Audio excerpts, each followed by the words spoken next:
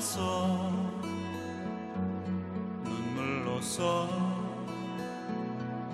아뢰일 때 주님께서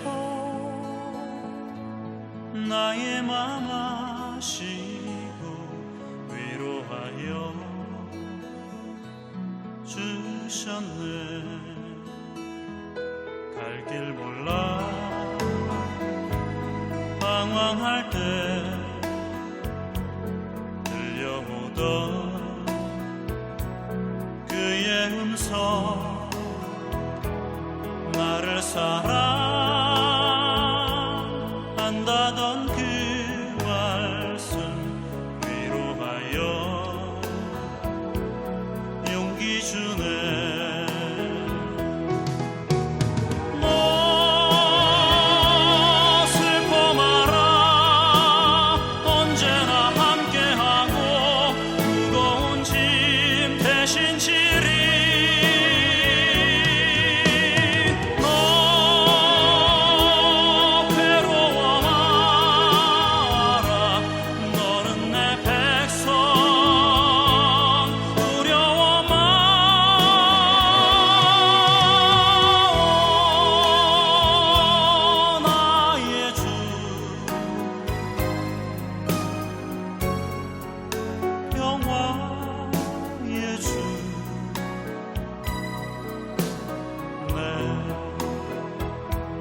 피곤한 마음 쉼을 얻으리.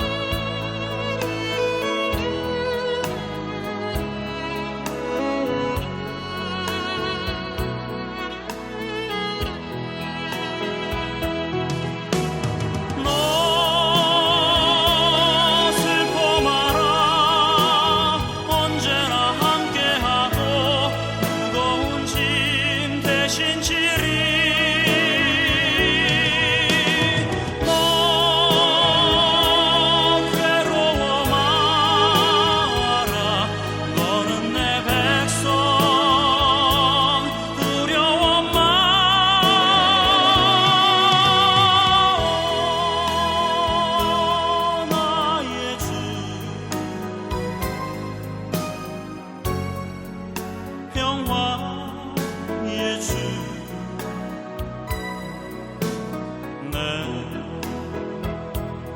피곤한 마음 쉼을 얻으리. 내 피곤한 마음 쉼을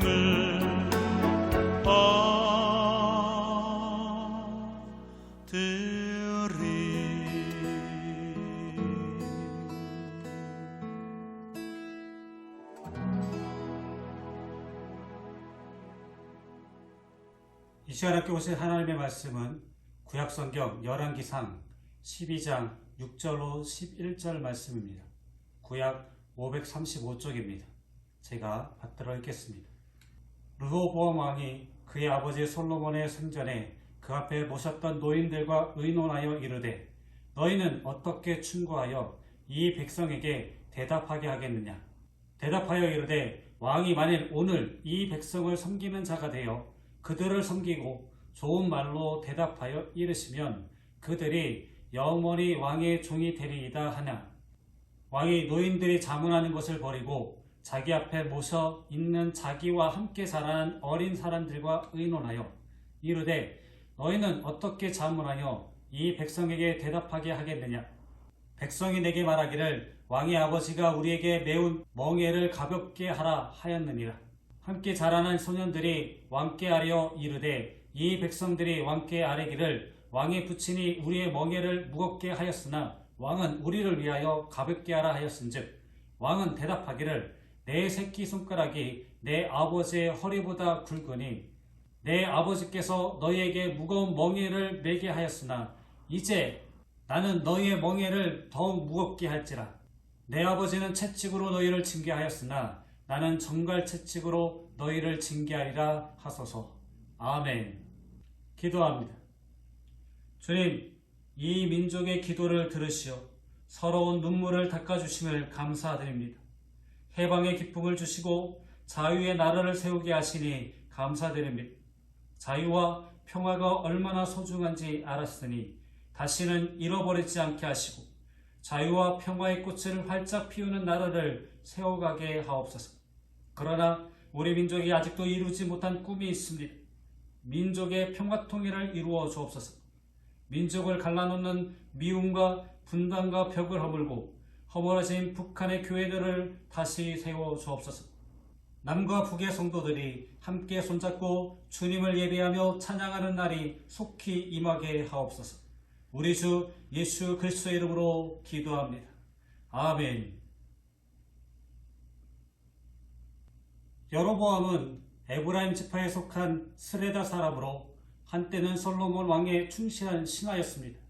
그러나 하나님께서 떠난 솔로몬의 마음으로 인해 하나님은 선지자 아히야를 통해 솔로몬의 후사인 르호보암에게 이스라엘 땅 전부를 물려주지 않고 땅을 나누어 10지파를 여로보암에게 주겠노라는 예언을 전합니다. 솔로몬이 세상을 떠난 후 대를 이어 르호보암이 왕위에 오르는 예식을 행하고자 할 때 여로보암과 그의 추종자들이 르호보암에게 나와 청원합니다. 아버지 솔로몬 왕이 지킨 고역과 무거운 멍에를 가볍게 해달라는 청원을 들은 르호보암 왕은 아버지 솔로몬 시절의 원로 대신들을 불러 자문을 듣습니다. 원로들의 말은 한결같았습니다. 왕이 만일 오늘 이 백성을 섬기는 자가 되어 그들을 섬기고 좋은 말로 대답하여 이르시면 그들이 영원히 왕의 종이 되리이다. 이 말씀에서 오늘에 해당하는 히브리어 욤은 하루를 뜻하기도 하고 복수로 쓰일 때는 매일을 의미합니다. 그런데 여기서는 단수 하루를 뜻합니다.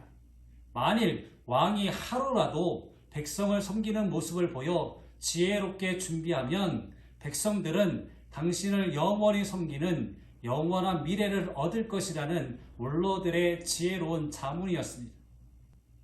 그러나 르호보암은 원로 대신들의 의견을 묵살하고 젊은 신하들의 자문대로 아버지의 솔로몬의 채찍보다 더 무거운 정갈 채찍으로 다스리겠다고 공포했습니다.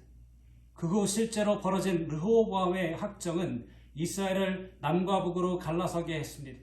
하루의 불화가 영원한 분열을 만든 것입니다. 그러나 거슬러 올라가 보면 이 일의 발단은 솔로몬의 잘못된 치세에 있었습니다. 솔로몬이 백성들을 강제로 동원하여 대규모 통업공사에 부역하도록 했는데 열왕기상 5장 13절로 15절에 보면 역군이 3만, 짐꾼이 7만, 산에서 돌을 뜨는 자가 8만 등 강제 노동자들의 수가 18만 명에 이르렀습니다.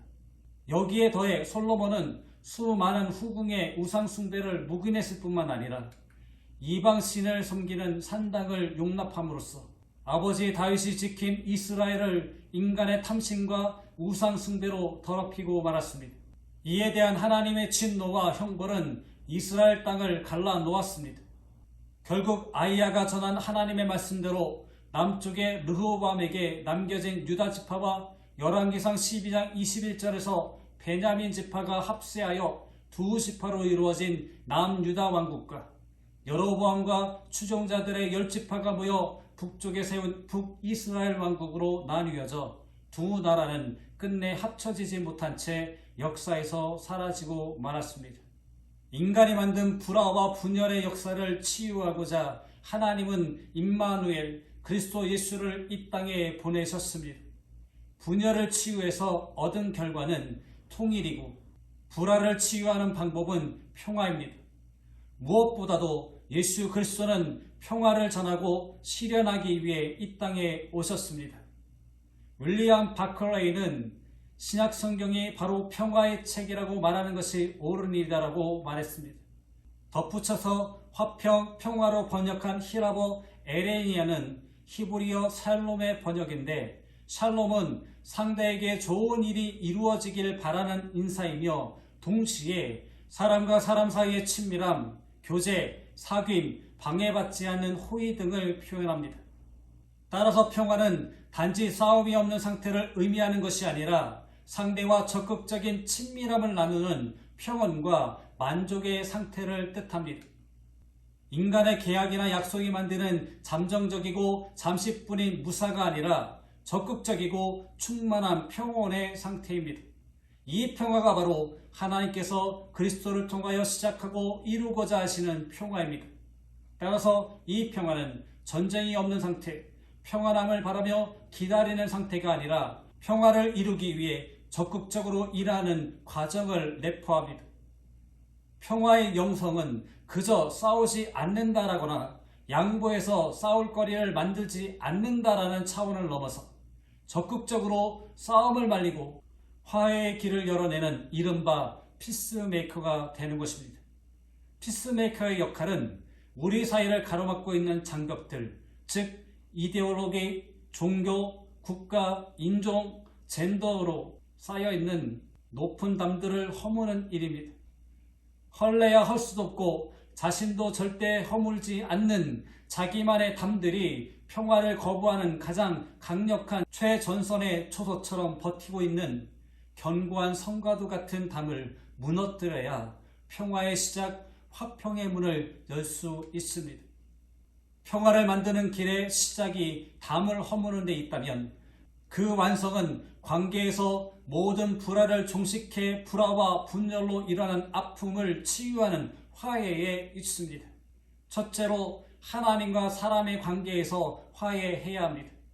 이 화해는 하나님께서 먼저 시작하셨습니다.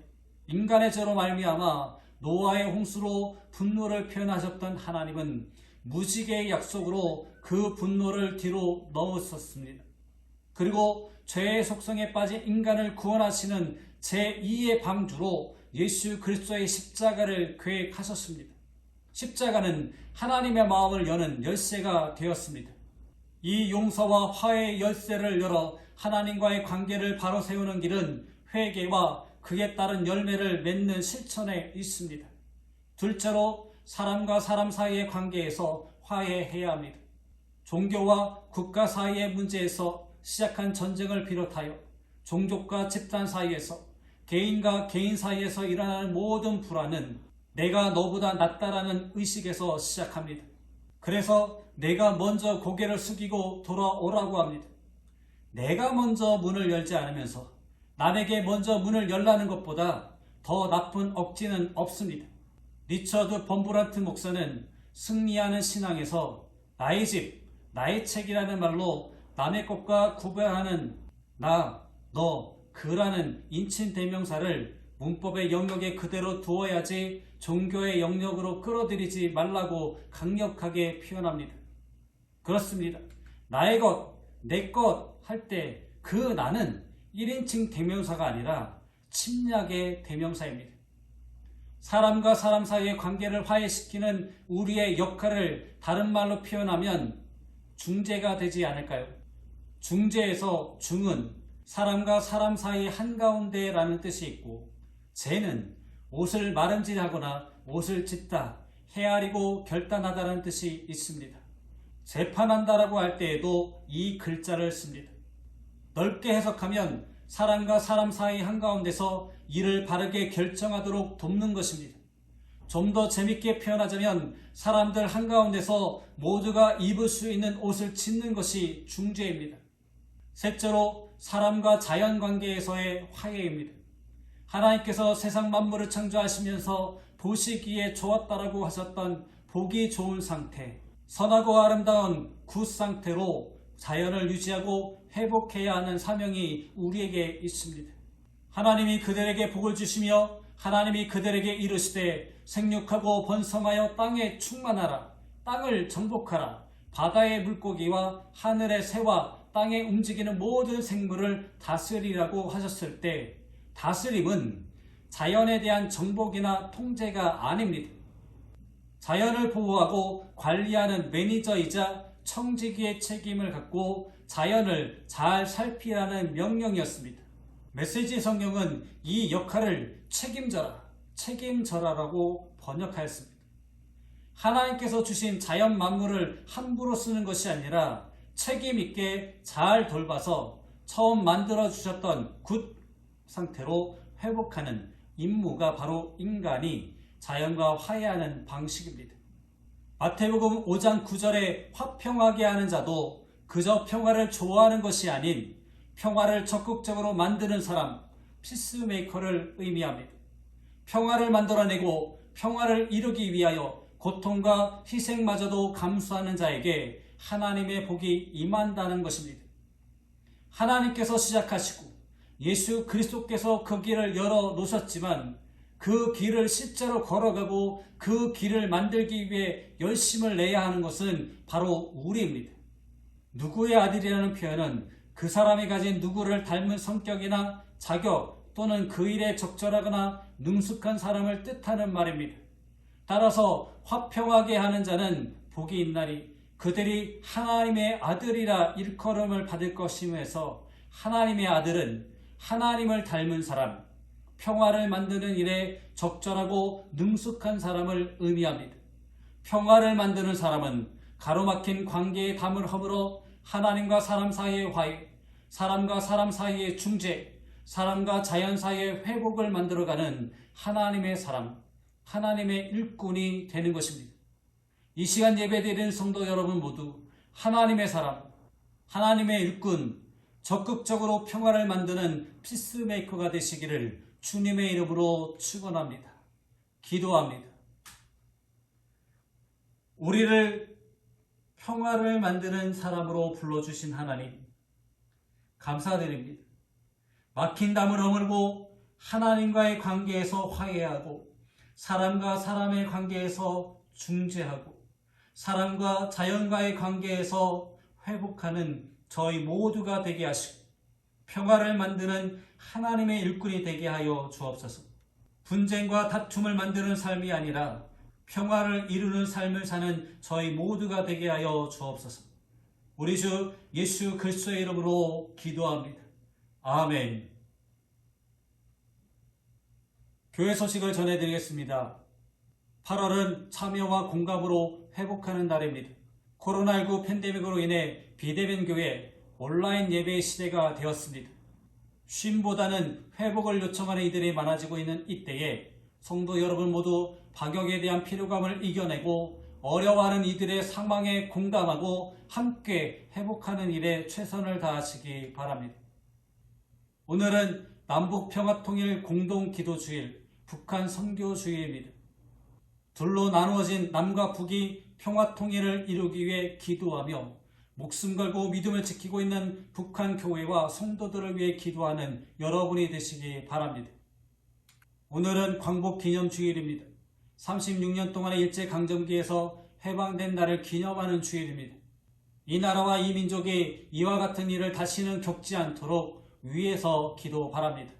아울러 이 나라의 해방을 위해 피 흘린 이들과 희생을 기억하고 감사하며 그들의 아픔을 외면하지 않는 여러분이 되시기 바랍니다. 코로나19 감염이 여전히 확산되고 있는 상태입니다. 개인 위생수칙을 지키며 건강하게 생활하시기 바랍니다. 아울러 코로나19가 빨리 종식되어 함께 예배드릴 수 있도록 계속해서 기도 바랍니다. 우리 민족의 기도를 외면하지 않고 응답하신 하나님 아버지의 크신 사랑하심과 우리 민족을 절망과 가난 가운데서 건져주시고 번영의 꽃을 활짝 피울 수 있도록 복 내려주신 우리 주 예수 그리스도의 은혜와 우리 민족이 복음의 행진을 멈추지 않도록 이끄시고 힘주시는 성령님의 교통하심의 은총이 복음의 깃발을 높이 들고 세계와 열방을 향해 나아가는 모든 성도들의 머리 위에 그들의 가정과 삶의 터전 위에 자녀들과 자녀들의 학업 위에 이제로부터 영원히 함께 하시기를 간절히 축원하옵나이다. 아멘.